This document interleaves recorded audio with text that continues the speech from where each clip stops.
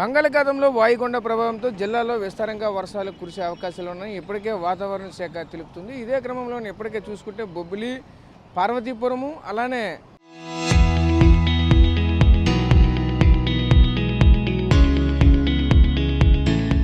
ఒకవైపు రాజాము, మెరగముడిద మండలంలో కూడా ఉదయం నుంచి కూడా మోస్తూరు నుంచి భారీ వర్షాలు, మెరుపులతో కూడిన వర్షాలు పడుతున్న పరిస్థితులు కూడా కనిపిస్తున్నాయి. ప్రస్తుతానికి అయితే చూడొచ్చు, ఇప్పటికే ఆకాశం అంతా కూడా మేఘామృతమైనటువంటి పరిస్థితులు కూడా కనిపిస్తూ ఉన్నాయి. చూస్తూ ఉంటే పూర్తిగా మబ్బులతో కూడుకున్నటువంటి మేఘాలు అయితే కనిపిస్తున్న పరిస్థితులు కనిపిస్తూ ఉన్నాయి. ముఖ్యంగా మనమైతే చూడొచ్చు, బొబ్బిలి, రాంభద్రపురము, రాజాము, మెరగముడిదం తదితర మండలాల్లో తెల్లవారుజాము నుంచి కూడా మెరుపులతో ఉరుములతో కూడినటువంటి వర్షాలు కూడా కురుస్తున్నటువంటి నేపథ్యం కూడా ఇక్కడ కనిపిస్తుంది. ఇప్పటికి ప్రస్తుతానికి అయితే విజయనగరం పట్టణ పరిధిలో నేనైతే ప్రస్తుతానికి అయితే ఉన్నాను. ఇక్కడ కూడా ఆల్రెడీ వర్షం కూడా కాసేపట్లో పడే అవకాశాలు కూడా కనిపిస్తున్న పరిస్థితి కనిపిస్తున్నాయి. వర్షం కారణంగానే వాతావరణం చల్లబడటం, ప్రజలు వేసవి తాపాన్ని నుంచి కూడా కొంతవరకు ఉపశమనం పొందుతున్న పరిస్థితులు కూడా కనిపిస్తూ ఉన్నాయి. ప్రస్తుతం చూసుకుంటే ఈ వర్ష కారణంగా చూసుకుంటే చెరుకు, అలాగే మొక్కజొన్నలు, అలాగే కూరగాయ పంటలు కూడా అనుకూలంగా ఉంటుందంటూ కూడా మరోవైపు వ్యవసాయ శాఖ అధికారులు కూడా తెలుపుతున్న నేపథ్యం కూడా కనిపిస్తూ ఉన్నది. ప్రస్తుతానికి చూసుకుంటే ఏదైతే ఈ తొలకరి జల్లులు అయితే ఈ చూస్తూ ఉంటే ఒక విధంగా ప్రారంభమైనటువంటి పరిస్థితులు కూడా కనిపిస్తాయి. ఎందుకంటే ఇంతవరకు కూడా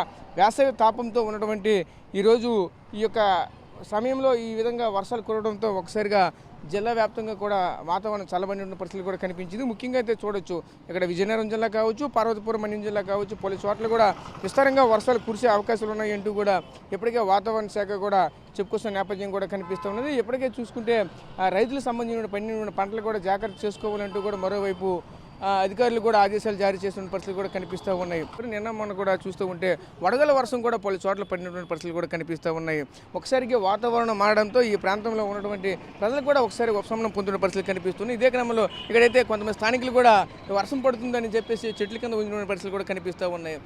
ఇదే క్రమంలో వాళ్ళతో కూడా మాట్లాడే ప్రయత్నం చేసి చెప్పండి, ఒకసారి వాతావరణం ఒకసారిగా మారింది, చల్లదనం వచ్చింది, ఎలా అనిపిస్తుంది ఏంటిది? చాలా చల్లగా ఉందండి.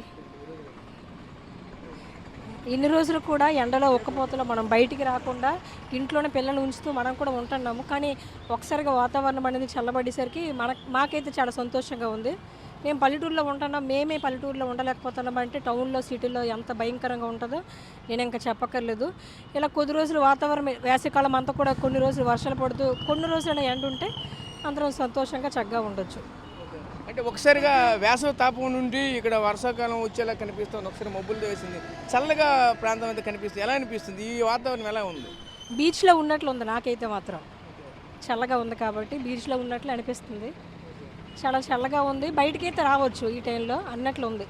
లేదంటే మొన్నటి వరకు కూడా ఈ టైంలో బయటికి రావాలంటే అంటే 7 దాటితే చాలు ఎండలు కానీ ఈ 2 రోజుల నుంచి మాత్రం వాతావరణం అయితే చల్లగా ఉంది. ఇలా కొద్ది రోజులు ఉంటే మన పనిపాట్లు కూడా, షాపింగ్ కూడా కొంచెం అవ్వచ్చు. పిల్లలు కూడా కొంచెం బాగా ఎంజాయ్ చేస్తారు సెలవులకు కూడా. సో చూసాం కదా, ఇక్కడ స్థానికులు కూడా ఒక విధంగా చెప్పాలంటే ఇటువంటి వాతావరణం అయితే ఒక ఎంజాయ్ చేస్తున్న పరిస్థితి అయితే కనిపిస్తూ ఉన్నాయి.